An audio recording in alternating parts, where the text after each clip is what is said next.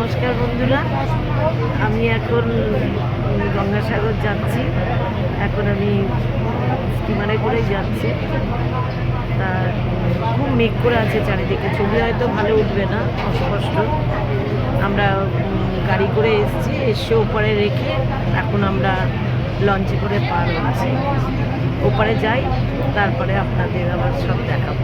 এখন মোটামুটি গঙ্গার ছবিটা আপনাদের সঙ্গে শেয়ার করবো।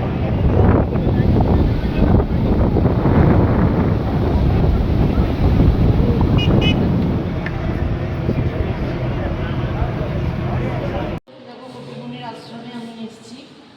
এখানে মন্দিরটা এখন খুব লোক বন্ধ ছিল, তা আমি পুজো দিলাম না, কোনো বক্সে প্রণাম নিয়ে দিলাম। যেহেতু খাওয়া দাওয়া করেছি, সে সকালে বেরিয়েছি ভোরবেলা। তোমরাও দেখো কপিলমুনি দেবের মূর্তি, আশা করছি তোমাদেরও ভালো লাগবে।